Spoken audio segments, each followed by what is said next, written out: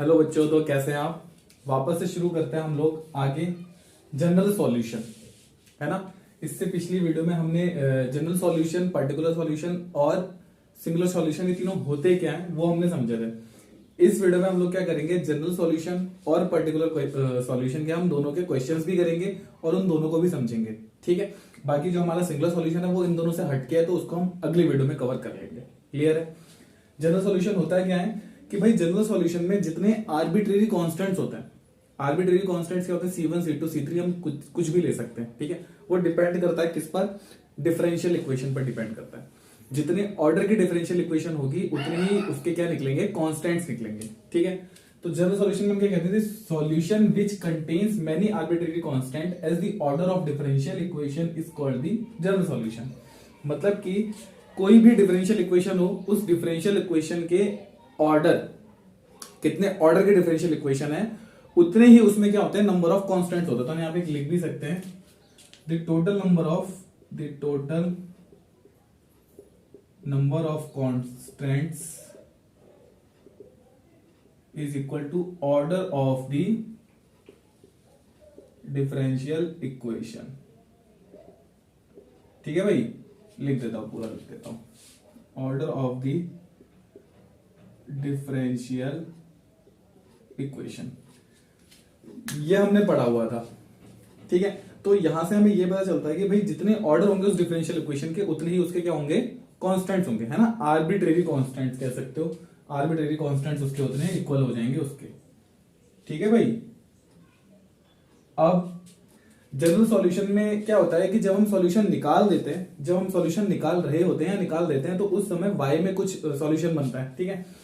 हमने class 12th में भी पढ़ा हुआ है ये, जो उसको हम बोलते थे अवकल समीकरण। तो डिफरेंशियल इक्वेशन एक ही बात है, ठीक है।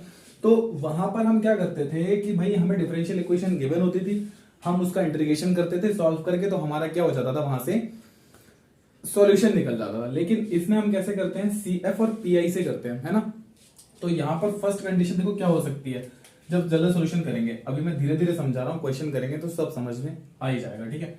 फर्स्ट कंडीशन जो होती है वो होती है इक्वल रूट्स अगर हो तो, ठीक है, इक्वल रूट्स। अब ये क्या है भाई, कंडीशन सही है। हमें क्या होगा, क्वेश्चन में डिफरेंशियल इक्वेशन गिवन होगी, ठीक है। उस डिफरेंशियल इक्वेशन को हम चेंज किस में करेंगे, जो d/dx होता है वो हमारा क्या होता है, देखो d/dx ये हमारा किस में चेंज करते हैं, हम d में, हमने करा हुआ है, हम d में चेंज कर लेते हैं। अब इसमें चेंज करने के बाद हम जैसे ही d को m में चेंज करते हैं, देखो ये सब चीजें हम अभी आगे समझ लेंगे, ठीक है। ये सब चीजें मैं दोबारा से बता दूंगा, पहले ये समझो अभी इक्वल रूट्स क्या होता है। तो इक्वल रूट्स का मतलब है कि भाई जो m1 और जो m2 होंगे वो दोनों इक्वल हो और m3 क्या हो, वो डिफरेंट हो, ठीक है। m3 कुछ भी हो सकता है, m1 m2 के इक्वल हो और m3 क्या हो, एक अलग हो। तो यहां से क्या हो जाएगा, जो सॉल्यूशन आएगा वो हो जाएगा y होगा हमारा C1 e की power m1x plus C2 e की power m1x plus C3 e की पावर m3x। तो यहां से हम क्या कर सकते हैं, आगे लिख सकते हैं इसको, क्या लिख सकते हैं भाई, देखो ये दोनों सेम है, तो यहां से क्या हो जाएगा e की power m1x C1 plus C2 plus e की पावर m3x C3, ठीक है। तो ये हमारा जनरल सॉल्यूशन हो जाएगा जब यहां पर कंडीशन क्या हो कि दो जो रूट्स आएंगे, अभी फिलहाल इतना समझो, दो जो रूट्स आएंगे वो दोनों रूट्स क्या होने चाहिए, इक्वल होने चाहिए। अभी फिलहाल इतना ही समझो, आगे मैं बता रहा हूं अभी। उसके बाद सेकंड कंडीशन जो होती है हमारी, सेकंड क्या हो सकती है कंडीशन, सेकंड कंडीशन हो सकती है कि डिस्टिंक्ट रूट हो, ठीक है, डिस्टिंक्ट रूट्स। अब इसमें क्या कंडीशन है भाई, डिस्टिंक्ट रूट हो, मतलब कि अलग अलग हो सकते हैं, है ना, वो तो हमें पता ही है, जैसे कि m1 हो, m2 हो और m3 हो। तो इसको तो हम सीधे कर ही लेंगे, ऐसे हो जाएगा y is equals to C1 e की power m1x plus C2 e की power m2x plus C3 e की पावर m3x। ये कंडीशन हो गई डिस्टिंक्ट रूट्स की। तो यहां से हमारा ये सॉल्यूशन निकल कर आ जाएगा। और क्या कंडीशन हो सकती है, कंडीशन एक और हो सकती है भाई, कंडीशन ये हो सकती है कि भाई जो इसके रूट्स आए वो कॉम्प्लेक्स भी हो सकते हैं, है ना, कॉम्प्लेक्स रूट्स भी हो सकते हैं, कॉम्प्लेक्स रूट्स। वो कंडीशन होगी तब हम क्या करेंगे, भाई जब कॉम्प्लेक्स रूट्स होंगे तो वो फॉर्म कैसी बनेगी, a प्लस आई भी फॉर्म बनेगी, या फिर हम पढ़ते हुए हैं x प्लस आई वाई फॉर्म बनेगी, जहां पर i हमारा क्या होता है, आयोटा होता है, जिसकी वैल्यू क्या होती है, i की वैल्यू क्या होती है, √-1, ये हमने पढ़ी हुई होती है ना। i की वैल्यू क्या होती है, इसको हम आयोटा बोलते हैं, क्या बोलते हैं, आयोटा, जिसकी वैल्यू क्या होती है, √-1। तो यहां पर इस फॉर्म में भी हो सकता है वो, ठीक है। हम यहां लिख लेते हैं, जैसे कि मैं लिख देता हूं यहां पर 1 प्लस माइनस आयोटा। सपोज करो एक रूट ऐसे आ गया, ठीक है, इस तरीके से आ गया, तो हम क्या करते हैं, e की पावर ऐसे कर लेते हैं, इसको ऐसे लिख लेते हैं बच्चों। एक रूट हम ले लेते हैं यहां पर, एक रूट ले लेते हैं हम अल्फा प्लस आई बीटा, और एक लिख लेते हैं अल्फा माइनस आई बीटा, ठीक है। ये m1 है और ये m2 है, ठीक है। तो यहां से जब तो यह आएगा हमारा y is equals to c1 e की power alpha plus I beta plus c2 e की power alpha minus I beta. ये कंडीशन होने के बाद फिर क्या करेंगे, y इज इक्वल्स टू, ये c1 है, अल्फा प्लस आई बीटा हम चेंज कर लेते हैं, यहां से हो जाएगा e की पावर अल्फा, c1 e की पावर अल्फा डॉट e की पावर आई बीटा। उसी तरीके से वो c2 हो जाएगा, e की पावर अल्फा रहेगा वो, और वो जाएगा e की पावर माइनस आई बीटा। जब हम इसको आगे सॉल्व करेंगे तो c1 e की पावर अल्फा तो सेम ही है, कोई प्रॉब्लम नहीं है। ये हो जाएगा cos बीटा प्लस आई साइन बीटा। उसी तरीके से ये c2 e की पावर अल्फा, ये हो जाएगा cos बीटा माइनस आई साइन बीटा।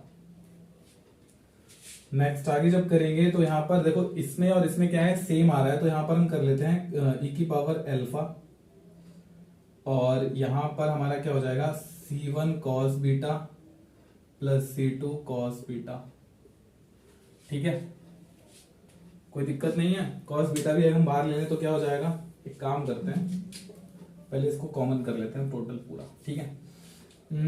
जब हम इसको सॉल्व करेंगे तो हो जाएगा c1 e की power alpha cos beta plus c1 e की power alpha i sine beta plus c2 e की power alpha cos beta minus c2 e की power alpha i sine beta, ठीक है भाई। अब यहां से क्या होगा, इस कंडीशन को देखो, ये c1 है और ये c2 है, तो हम एक चीज कर सकते हैं यहां से, अगर मैं e की power alpha cos beta common लूंगा तो यहां बनेगा c1 प्लस c2। उसी तरीके से e की power alpha sign beta common लूंगा i के साथ, तो ये क्या हो जाएगा, c1 माइनस c2। कोई प्रॉब्लम नहीं है यहां से, ठीक है भाई। अब हम इसको i साइन बीटा को हम मान लेते हैं क्या, c1 प्लस c2 को हम टोटल मान लेते हैं a, और इसको हम मान लेते हैं a1, और इसको मान लेते हैं a2, ठीक है।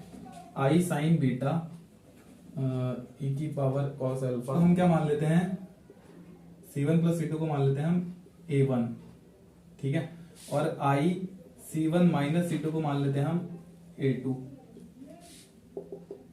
उसके बाद यहां से क्या होगा, ये हो जाएगा e की power alpha cos beta a1 plus a2 e की पावर अल्फा साइन बीटा, ठीक है भाई।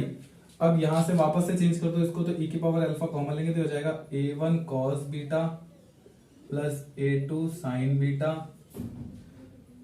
और ये हो जाएगा e की पावर अल्फा, इसको वापस c1 cos beta plus c2 sign beta बना लो, और यहां से हमारा क्या निकल गया, ये कॉम्प्लेक्स की कंडीशन निकल गई, ठीक है भाई।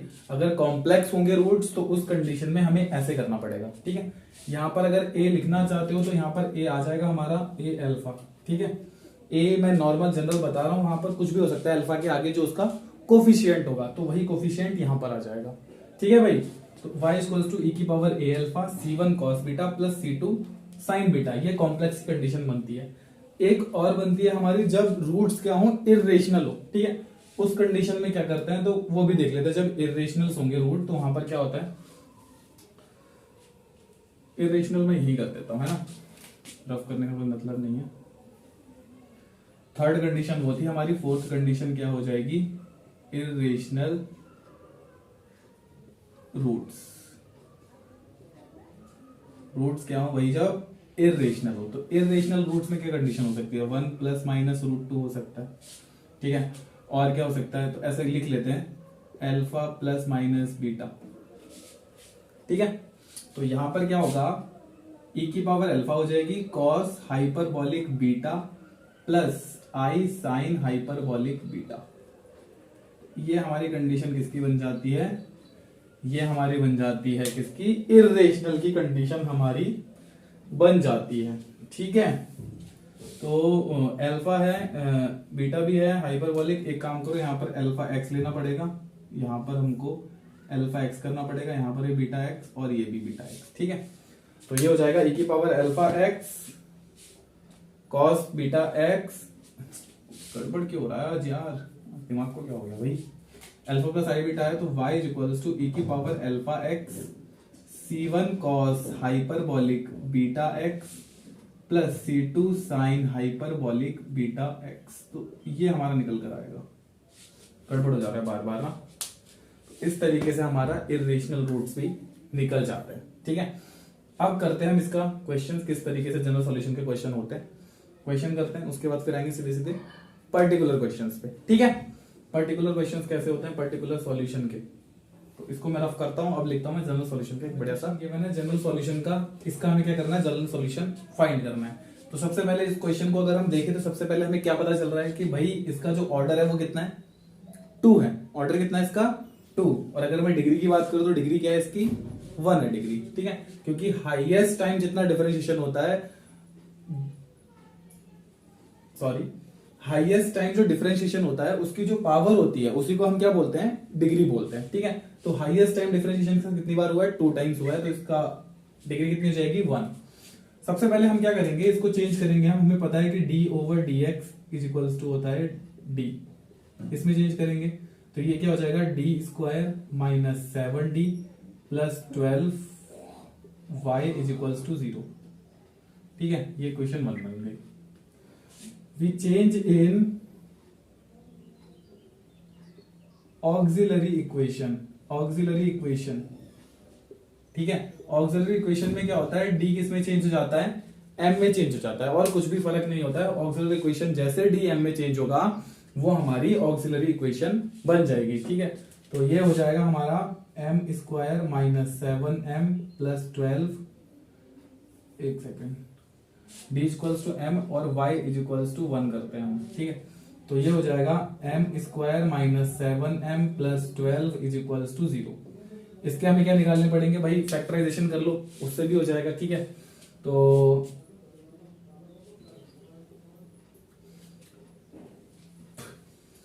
4 3 12 है ना, 4 3 12, उससे हो जाएगा। तो ये हो जाएगा m square minus 3m plus, sorry, minus 3m minus 4m plus 12 is equals to 0। जब m कॉमन लेंगे तो m माइनस 3 हो जाएगा, इसमें माइनस 4 कॉमन लेंगे तो फिर m माइनस 3 हो जाएगा। तो यहां से हो जाएगा m माइनस 3 और m माइनस 4। तो यहां से m एक तो निकला हमारा 3 और एक m आया हमारा 4। ठीक है, दोनों रूट्स कैसे हैं, डिस्टिंक्ट रूट है। तो इसकी कंडीशन कैसी बनेगी, अभी मैंने इससे पिछले में बताई थी अभी, है ना, अब ये जब रफ किया था इससे पहले। तो जब डिस्टिंक्ट रूट्स होंगे तो वहां पर कंडीशन क्या बनती है हमारे सॉल्यूशन की, y is equals to c1 e की power m1x plus c2 e की पावर m2x। ठीक है, फॉर डिस्टिंक्ट रूट, है ना, डिस्टिंक्ट रूट्स होते हैं तो उसमें ये कंडीशन बनती है हमारी डिस्टिंक्ट रूट्स की। तो यहां पर क्या हो जाएगा, y is equals to c1, हमारा c1 ही रहेगा, e की पावर m1x मतलब e पावर m1 मतलब कि ये 3x प्लस c2 e की पावर 4x। और हमने अभी क्या पढ़ा था कि भाई जितने ऑर्डर होंगे उतने ही उसके क्या होंगे, आर्बिट्रेरी कांस्टेंट्स होंगे। देखो c1 और c2 हैं, 2 हैं, और इसकी डिग्री, ओ सॉरी, ऑर्डर कितना है इसका, 2 है, ऑर्डर भी 2 है और इसके आर्बिट्रेरी कांस्टेंट भी 2 ही है। इसीलिए मैंने बताया था कि total number of arbitrary constants equal to the order of the differential equation, है ना, डिफरेंशियल इक्वेशन के ऑर्डर के इक्वल होता है। ठीक है, छोटा सा क्वेश्चन था, समझाने के लिए बताया था मैंने किस तरीके से करना। थोड़ा सा हार्ड क्वेश्चन लेते हैं, फिर करते हैं कैसे होता है इसका क्वेश्चन। ठीक है, ध्यान से देख लो। फर्स्ट स्टेप में क्या करना है, हमने d ओवर dx को d में चेंज करना है, उसके बाद इक्वेशन बना लेनी है, फिर हमने ऑक्सिलरी इक्वेशन में चेंज करना है, जहां पर d को m में चेंज करना है, y को 1 लिख देना है। उसके बाद जैसे ये चेंज होगा तो यहां से हमें क्या करना है, इसका फैक्टराइजेशन कर लेना। फैक्टराइजेशन करने के बाद m के रूट्स आएंगे। रूट्स डिस्टिंक्ट हो सकते हैं, इक्वल हो सकते हैं, इरेशनल हो सकते हैं, कॉम्प्लेक्स भी हो सकते हैं। तो उसको हमें उसी हिसाब से सॉल्व करना है। तो फॉर डिस्टिंक्ट रूट्स क्या हो जाएगा यहाँ से, y equals to c1 e की power m1x plus c2 e की power m2x। c1 same, e की पावर m1 मतलब कि ये 3 और m2 मतलब कि 4, तो सेम हमने यहाँ से लिख दिया। एक और नेक्स्ट क्वेश्चन करते हैं इसका, फिर उसके बाद इसे सॉल्व करना है जनरल सॉल्यूशन में। ठीक है, सेम वैसा ही क्वेश्चन है, बस थोड़ा सा इसका ऑर्डर कितना हो गया, बढ़ गया ऑर्डर, इसके 2 ऑर्डर बढ़ गए, मतलब कि 4 हो गया ऑर्डर। ठीक है, सेम वही स्टेप करना है हमने, d over dx change in capital D, तो ये हो जाएगा d4y minus 2d3y plus 2d minus y equal to 0, यहाँ पर dy आएगा। ठीक है, उसके बाद ये हो जाएगा d4 minus pq minus 2d minus 1 y equal to 0। Change in question 1, change in auxiliary equation d is equals to m and y is equals to 1। तो ये हो जाएगा m की power 4 minus 2m cube minus 2m minus 1 equal to 0। इन दोनों में से अगर हम m की पावर 3 कॉमन लेंगे तो बचेगा m माइनस 2, लेकिन ये तो कंडीशन फुलफिल कर ही नहीं रहा है वाली, है ना। फैक्टराइज तो हम ऐसे कर नहीं सकते इसको। और क्या तरीका बचता है, 4 फैक्टर्स एक बार रख के देखते हैं। ठीक है, 1 रखेंगे इसमें तो क्या होगा, लेते हैं m की पावर 4 माइनस 1 को एक साथ लिख लेते हैं और इसमें से माइनस 2m कॉमन लेंगे, तो यहाँ क्या बचेगा m square minus 1 sorry plus 1 equal to 0। इसको हम लिख सकते हैं m 4 की 1 की पावर 4, तो कितना हो जाएगा m स्क्वायर प्लस 1 और m स्क्वायर माइनस 1, और ये minus 2m m square plus 1 चल ही रहा है। इन दोनों में m स्क्वायर प्लस 1 कॉमन है, तो हमने m स्क्वायर प्लस 1 कॉमन लिया, तो यहाँ बचेगा m square minus 1 minus 2m equal to 0। ठीक है भाई, जब हम इसको सॉल्व करेंगे तो इसको सॉल्व करने के लिए क्या कंडीशन बन रही है, 1 बन जा 1। ठीक है, तो इसमें क्या हो जाएगा, कर लेते हैं यहीं पे, m स्क्वायर प्लस 1 है, ये हो जाएगा m square minus m minus 1 equal to 0। ठीक है भाई, लेकिन ये तो फिर कंडीशन बनेगी नहीं ना, ये माइनस m इसमें से कॉमन लेंगे तो m माइनस 1, लेकिन यहाँ पे माइनस लेके प्लस हो जाएगा, नहीं हो सकता ये। तो m स्क्वायर प्लस 1 तो हमारा अलग है, इसको कर लेते हैं श्रीधराचार्य वाले मेथड से। तो ये क्या होता है हमारा m square minus 1 minus 2m equal to 0 है। तो इसको करेंगे minus b plus minus under root b square minus 4ac upon 2ac। तो ये क्या होगा, माइनस b मतलब कि ये 2m, तो ये हो जाएगा प्लस का 2, plus minus b square minus 2 का square minus 4 into 1 into minus 1 upon 2 into 1, तो ये हो जाएगा 2 प्लस माइनस 4 और प्लस 4 अपॉन 2, तो ये हो जाएगा 2 प्लस माइनस रूट 8 अपॉन 2। तो 2 प्लस माइनस रूट 8 को हम क्या लिख सकते हैं, 4 इंटू 2 मतलब कि 2 रूट 2 अपॉन 2, तो ये कितना हो जाएगा 1 प्लस माइनस रूट 2 अपॉन 2 और इसके साथ मल्टीप्लाई में 2 से 2 कैंसिल, तो ये बचा 1 प्लस माइनस रूट 2। तो m एक यहाँ से भी आ गए 2। ठीक है, तो यहाँ से वैल्यू क्या बन रही है, एक तो आ रहा है m square is equals to ये माइनस 1 हो जाएगा, तो m is equals to i plus minus, एक वैल्यू ये आ रही है, एक वैल्यू मैं सीधे यहीं पे लिख देता हूँ, m is equals to 1 plus minus root 2। ठीक है, तो मैं बाकी ये रफ कर दे रहा हूँ, इसका कोई मतलब नहीं बचा, इसको हटा देते हैं। हमने रूट्स निकाल दिए हैं, रूट्स निकालने के बाद यहाँ से क्या हो जाएगा हमारा, इसको हम लिख सकते हैं m is equals to 0 plus minus i और 1 प्लस माइनस रूट 2, 2 हो गई। यहाँ से हमारा जो सॉल्यूशन निकलेगा वो क्या होगा, देखो यहाँ पर एक तो हमारा क्या है, एक हमारी कंडीशन कॉम्प्लेक्स की बन रही है, एक हमारी कंडीशन बन रही है इरेशनल की। तो कॉम्प्लेक्स में क्या होता है, e की पावर अल्फा x मतलब कि 0x c1 cos बीटा, तो बीटा तो है ही नहीं, तो यहाँ पर cos x लिखना पड़ेगा। ठीक है भाई, बीटा x होता है ना, तो बीटा x तो हमने यहाँ पे लिखा ही नहीं है, तो बीटा की जगह हमने क्या कर दिया, यहाँ पर 1 है तो हमने 1 कर लिया, प्लस c2 sin x। उसी तरीके से जब हम इसकी बात करेंगे, ठीक है, इसकी जब बात करेंगे तो इसकी कंडीशन में क्या होगा, फिर प्लस आ जाएगा e की पावर हमारी क्या बनेगी 1 है, तो यहां पर क्या हो जाएगा, ओनली x e की पावर x, ये हो जाएगा C3 cos hyperbolic √2x plus C4 sine hyperbolic √2x।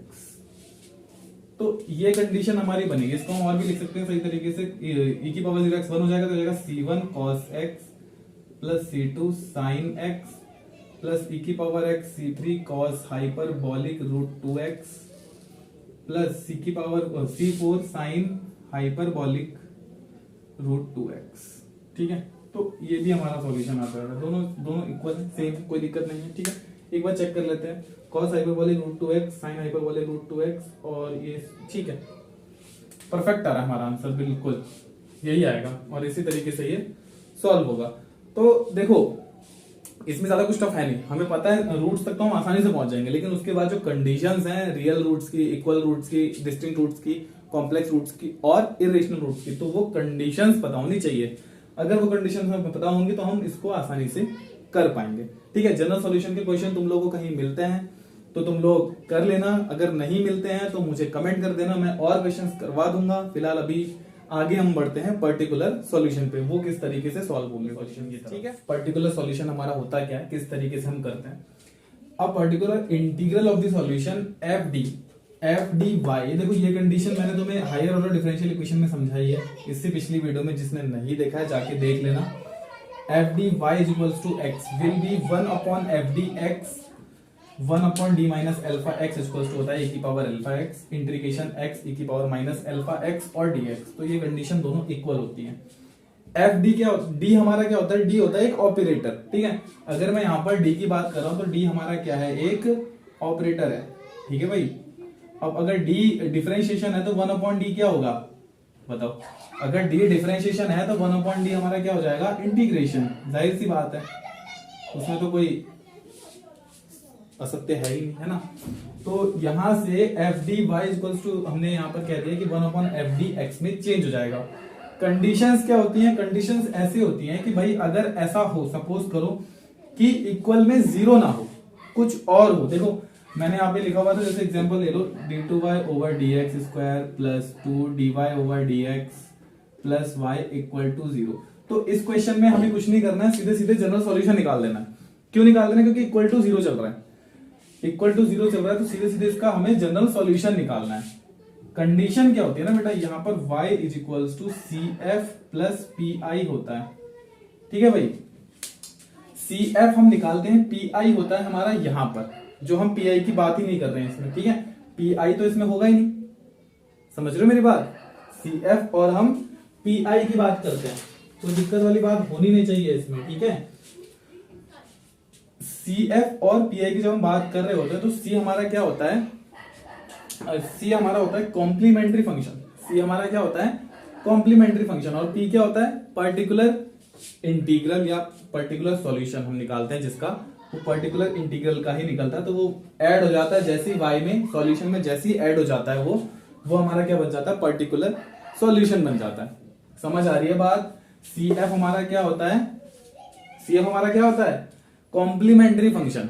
CF क्या होता है हमारा, कॉम्प्लीमेंट्री फंक्शन होता है, और P क्या होता है हमारा, पर्टिकुलर इंटीग्रल। तो जनरल सॉल्यूशन में अगर यहाँ पर इक्वल टू 0 होगा तो पर्टिकुलर इंटीग्रल तो होगा ही नहीं। ठीक है, तो यहाँ पर y इक्वल टू सीधे सीधे CF हो जाता है, जो हम जनरल सॉल्यूशन में निकाल देते हैं। लेकिन अगर इस 0 के अलावा जैसे e की पावर 2x हो, या फिर यहाँ पर साइन 3x हो, cos 3x हो, x e की पावर 3x हो, तो ये सब कंडीशन किसकी हैं, ये सब कंडीशंस है पर्टिकुलर सॉल्यूशन की। ठीक है, इक्वल टू में 0 के अलावा अगर कुछ और भी है, जैसे कि e की power 2x sine 3x cos 3x x e की पावर 3x, तो ये सब क्या है, पर्टिकुलर सॉल्यूशन के एग्जांपल्स हैं। ठीक है, पर्टिकुलर सॉल्यूशन के एग्जांपल्स हैं। तो यहां पर हम किस तरीके से करते हैं, देखो कंडीशंस क्या है। फर्स्ट कंडीशन सपोज करो 1 अपॉन एफ डी और यहाँ पर e की पावर ax हो, तो यहाँ पर क्या होगा, 1 अपॉन डी की जगह पर सीधे सीधे किसमें चेंज हो जाएगा, एफ ए में, और ये हो जाएगा e की पावर ax। ये तब होगा जब f a does not equals to 0 होगा।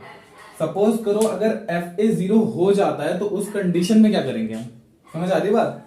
यहाँ पर तो हमको पता है कि भाई जीरो नहीं होगा, लेकिन हो भी तो सकता है ना कि भाई जीरो हो। जैसे कि एग्जांपल देखो, एक कंडीशन कि 1 अपॉन डी माइनस ए की पावर एन ई की power a x is equals to, अब मैं इसका करूंगा तो इसका क्या होगा, देखो ए है सीधे आएगा, ये सीधे जीरो बन जाएगा। अब जीरो वाली कंडीशन में तो हम कर नहीं सकते, तो इसमें हम क्या करते हैं, हम x लिख देते हैं 1 अपॉन एफ डैश ए, ठीक है, और e की पावर ए एक्स।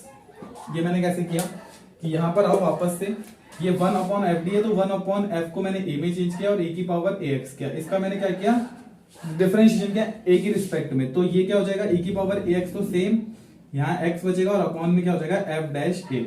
तो यही चीज तो यहाँ पर आई है, समझ रहे हो, ये x मैंने सेम लिख दिया, e की पावर ए एक्स भी सेम हो गया, एफ डैश ए हो गया। सपोज करो इसको करने के बाद भी क्या हो रहा है कि भाई जो एफ डैश ए है वो does not equals to zero नहीं, सॉरी एफ डैश ए क्या हो रहा है वो भी जीरो आ जा रहा है, तो फिर क्या करेंगे, तो फिर वही चीज एक्स स्क्वायर यहाँ पर हो जाएगा, यहाँ पर 1 अपॉन एफ डबल डैश ए हो जाएगा और ये e की पावर ए एक्स ही रहेगा। समझ आ रही है बात। फिर हम अगले स्टेप पे जाएंगे, अगर इस पर भी सॉल्व नहीं होता है, इस पर भी जीरो आता है, तो फिर हम और आगे जाएंगे, एक्स क्यूब हो जाएगा 1 अपॉन एफ ट्रिपल डैश ए हो जाएगा e की पावर ए एक्स, ठीक है। तो ये स्टेप हमने हर किसी में अपनाने आगे आगे करते हुए, ठीक है। अब देखो यहाँ पर एक कंडीशन तो ये e की पावर माइनस e की पावर ए एक्स वाली हो गई। अगर यहाँ पर होता 1 अपॉन एफ डी साइन ए एक्स, तो इसमें हम क्या करते हैं 1 अपॉन एफ डी की जगह सीधे यहाँ पे ऐसे लिख लो डी स्क्वायर, अगर होता तो यहाँ पर सीधे सीधे किसमें चेंज हो जाता है, माइनस ए स्क्वायर में, और ये वापस से साइन ए एक्स हो जाता है, ठीक है। ये सेकंड केस है। थर्ड केस क्या है, सेम वही चीज 1 अपॉन अगर D square cos A x है तो ये हो जाएगा 1 upon minus A square cos A x, इसमें भी वही चीज है। और अगर इसमें भी जीरो आ जाता है तो इसमें भी हमें वही चीज करनी है जो हमने यहाँ पर की है, कोई अलग डिफरेंशिएशन नहीं है, सेम वही चीजें हैं, ठीक है। फोर्थ क्या है, फोर्थ कंडीशन क्या है कि 1 अपॉन एफ डी यहाँ पर e की पावर ए एक्स और v हो, तो यहां पर हमारा क्या हो जाता है 1 अपॉन एफ डी प्लस ए हो जाएगा, ठीक है, और e की पावर ए एक्स सेम रहेगा और ये v भी सेम रहेगा, ठीक है। फिफ्थ कंडीशन क्या है, फिफ्थ में हमारा भाई क्या होता है कि अगर यहाँ पर 1 अपॉन यहाँ पर लिखा हुआ है एफ डी, ठीक है, और कंडीशन क्या बन सकती है हमारी, तो यहाँ पर हम क्या करते हैं 1 अपॉन 1 माइनस फाइव ए करते हैं, और ये x की पावर m चल ही रहा है यहाँ से, तो हम इसको ऊपर बाइनोमियल बना लेते हैं, बाइनोमियल एक्सपेंशन कर लेते हैं 1 माइनस फाइव ए की पावर -1 और x की पावर m, ठीक है। तो इस तरीके से हम बाइनोमियल एक्सपेंशन लगाते हैं इसमें और क्वेश्चंस को हम सॉल्व कर लेते हैं, ठीक है। तो ये कंडीशंस होती हैं हमारी पर्टिकुलर सॉल्यूशन की, ठीक है। वो इससे पहले जो थी कंडीशंस वो हमारी जनरल सॉल्यूशन की थी, ये हमारी पर्टिकुलर सॉल्यूशन की कंडीशंस हैं। इस पर एक बेस्ड क्वेश्चन कर लेते हैं, फिर ये दोनों क्लियर और कंप्लीट होते हैं, उसके बाद हम आएंगे सिंगुलर सॉल्यूशन में जो अगली वीडियो में हम करेंगे, ठीक है। मैं क्वेश्चन लिखता हूँ बोर्ड पे, तो इस क्वेश्चन को सॉल्व करना है, ठीक है। हमें साफ साफ दिख रहा है कि इसको पर्टिकुलर सॉल्यूशन निकालना है। क्यों निकालना है, क्योंकि इक्वल्स टू में e की पावर 3x है। कंडीशन क्या बनेगी सॉल्यूशन की, सॉल्यूशन की कंडीशन बनेगी y equals to CF plus PI, ठीक है भाई। कंडीशन क्या बनेगी हमारी CF और PI। CF अभी मैंने बताया था कॉम्प्लीमेंट्री फंक्शन और PI क्या है हमारा पर्टिकुलर इंटीग्रल, ठीक है। तो ये हमें कंडीशन सॉल्व करके लेके आनी है। सबसे पहले हमें क्या निकालना पड़ेगा CF, कहने का मतलब है जनरल सॉल्यूशन की कंडीशन, ठीक है। जनरल सॉल्यूशन की कंडीशन पे क्या आएंगे, यहाँ से d is equals to m change करेंगे और y इज इक्वल्स टू 1 में चेंज करेंगे, ठीक है। तो ये हो जाएगा m square minus 3m plus 2 is equals to 0। फिर इसका फैक्टराइज करेंगे तो m square minus 2m minus m plus 2 is equals to 0। m common लेंगे तो m माइनस 2 और -1 कॉमन लेंगे तो m माइनस 2 इक्वल टू 0। तो ये हो जाएगा m माइनस 1 और m minus 2 equal to 0। m is equals to एक तो 1 आ गया और एक 2 आ गया, बहुत इजी है। इसका जनरल सॉल्यूशन क्या निकलेगा, CF क्या आएगा हमारा C1 e की power x plus C2 e की पावर 2x, ये तो हमारा CF निकल कर आ गया। PI की जब बात करेंगे तो PI हमारा क्या होगा 1 अपॉन एफ डी e की पावर ax की कंडीशन क्या होती है 1 अपॉन एफ ए e की पावर ax, इसमें चेंज हो जाता है ये हमने देखा हुआ है। तो यहाँ पर कंडीशन हमारी क्या बन रही है 1 upon D square minus 3d plus 2 ई की पावर 3x। तो जब इसको सॉल्व करेंगे तो ये क्या हो जाएगा 1/3 का स्क्वायर माइनस 3 इंटू 3 प्लस 2 ई की पावर 3x, ई की पावर 3x। तो ये क्या हो जाएगा 1/9 माइनस 9 प्लस 2 ई की पावर 3x। तो ये 9 से 9 कैंसिल, ई की पावर 3x अपॉन 2। ये हमारा क्या हुआ पी आई निकल कर आ गया। बात कर रहे हैं हम general solution, sorry general solution कह रहा हूँ, पार्टिकुलर सॉल्यूशन की। तो पार्टिकुलर सॉल्यूशन क्या होता है हमारा C F plus P I, जो कि हमारा C1 ई की पावर x प्लस C2 ई की पावर 2x प्लस ई की पावर 3x अपॉन 2। तो ये हमारा क्या निकल कर आ गया पार्टिकुलर सॉल्यूशन निकल कर आ गया।